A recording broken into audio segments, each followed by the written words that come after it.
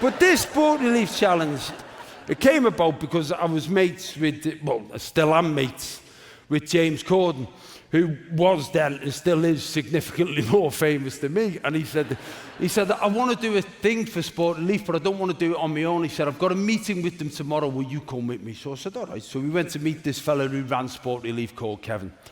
And he said, Kevin, I want to do something for sport relief. And Kevin said, James, if you do something for sport relief, we will make millions for the kids in Africa. He said, if you want to bring what's his name along, it's absolutely fine. He said, but we've got this challenge that no one person's ever accepted. It'll probably be good for 2 people to do, where you get on a bicycle in Paris and you spend the first day riding 186 miles to the coast of Calais. Then you get in a rowing boat and you row across the English Channel to Dover, and then you run from Dover the 90 miles, was about 30 miles a day, to London. James said, we'll do it!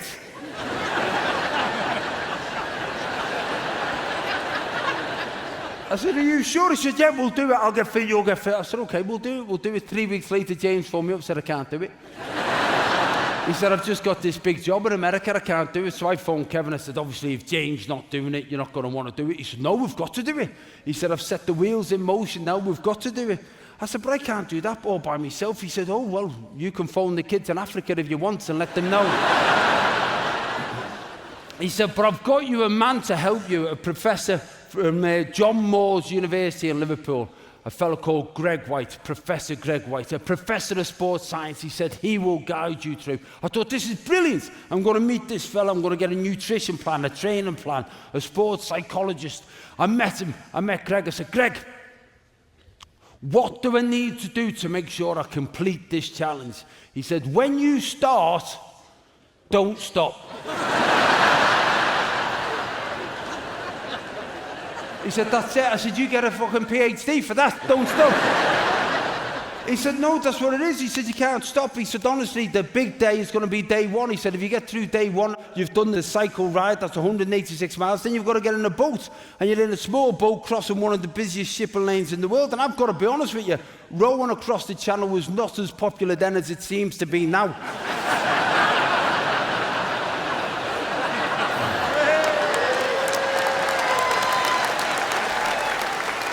I don't know if I started the trend, I'm sorry, but I mean. So he said, and then you've got to do the run. He said, so the most important thing is day one. Day one is the most important, that you don't get injured and you complete that. I said, okay. He said, so have you prepared?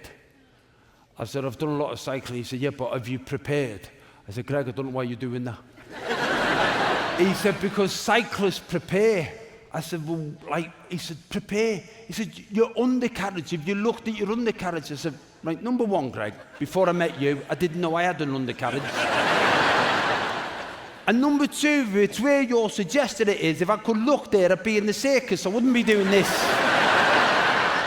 And he said, no, this isn't odd, this isn't weird. He said, what cyclists do is they try to remove all body hair that's going to be in a cause of friction, because that friction can become a rash, and that rash can become infected, and that can become an injury. He said, so you want to make sure that you're not carrying excess body hair in areas that's going to be touching the saddle.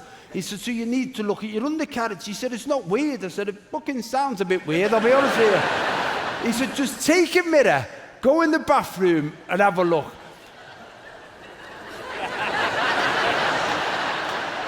If you take anything from this show about these last 25 years, all the men in this room, just do it once, lads. Once in your life, just do it. Go in the bathroom, lock the door, you don't want to get caught. Go in the bathroom, get a mirror, and just, it's just like, I don't know. I had a look, I couldn't believe it. I phoned Greg up and said, Greg, I've got a Brillo pad behind me bollocks.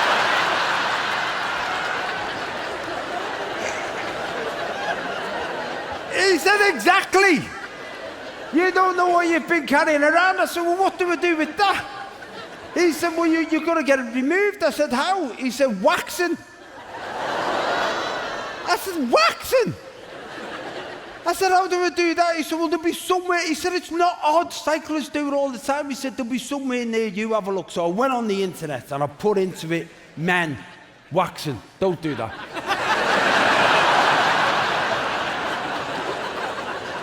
I was 20 minutes of my life I won't get back and half an hour deleting the history. But then I found a place, we were living in Manchester at the time, and I found a place in North Manchester in Radcliffe called Simply Waxing. It said Simply Waxing, intimate waxing for men and women. So I phoned her, I said, hello. She said, hello, Simply Waxing. I said, hello. I said, I've got a friend who's doing a lot of cycling. She said, oh, it's the undercarriage, isn't it, love? It's fine, we're very familiar with the undercarriage. When would you like to come in? I said, Thursday. She said, fine, Thursday, fine. She said, what name? I went, Brian. She said, okay, Brian, 2 o'clock Thursday. So I turned up. I'm expecting like a secret door, like a knocking shop or something. I turned up, there's a parade of shops. There's a betting shop, a hardware store, a newsagent's. Right in the middle, there's this shop that says, Simply Waxing. Intimate waxing for men and women. It might as well have said, look at monkey bollocks walking in here. I thought, I can't just walk in. So I did that showbiz thing. I put a cap on and I sneaked in. I went through the door and there was a girl sat behind the desk. And I just went, hello. So I've got an appointment at 2 o'clock. She went, oh, okay, what name? I said, Brian. She went,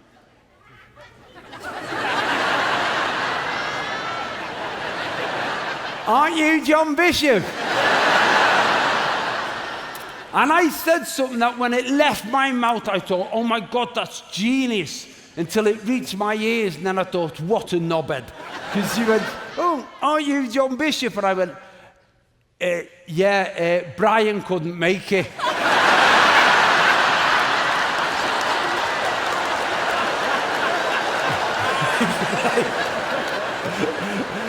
Who's ever done that? Who's ever gone to the mates gone, listen, I was going to get me bollocks waxed today, but I got caught up with the kids and that. Can you do me a favour? Can you get yours done? I'll just have a little... So she went, oh, well, that's nice. So go in. So she takes me into this room, and I go into this room, and the ladies, there's a cauldron already bubbling in the corner, like a witch's broth, in it with spiders' webs and the dreams of children bubbling away in the corner. And there's no standing on ceremony. She just went, right, everything off. And I went, so I'm stripping down. She's staring this cauldron in the corner. I'm just stood there in my socks and my boxies, and she's like that. And she turns around and she went, what are they doing on? And these were her exact words. She said, I'm not a miracle worker. She said, they've got to come off because I need to see the problem area.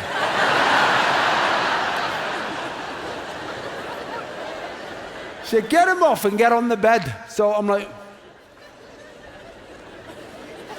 So I lay face down on this bed, and she's staring, and then she turns around and goes, what are you doing?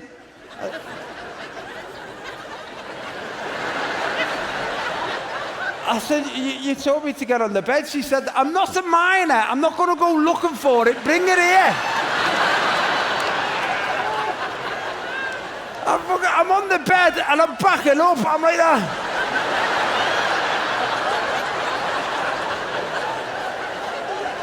I can almost hear beep, beep, beep. And let me tell you as well, this is not a passive process. You've got to pull your own skin.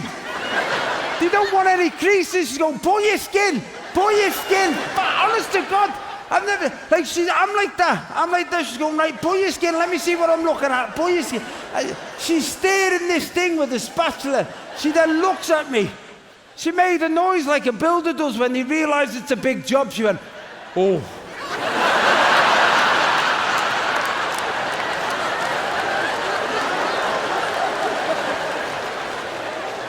She went out and come back with a trowel. And I'm like this, and she's, pull your skin, and she's fucking plastering me bollocks on them. And honestly, every man needs to do this once. Seriously, the ladies in this room, the ladies, the girls in here, what you've been through, what the ladies... No, what we've been through, sisters.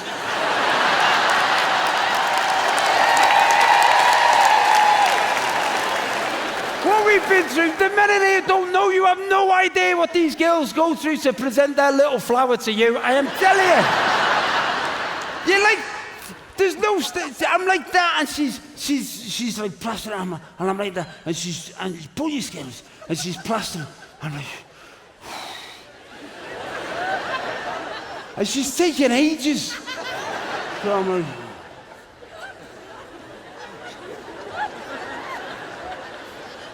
so have you booked your holidays?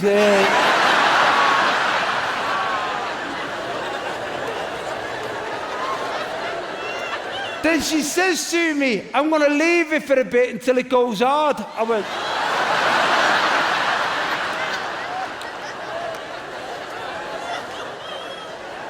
I said, I think we could be a while, to be honest with you, look.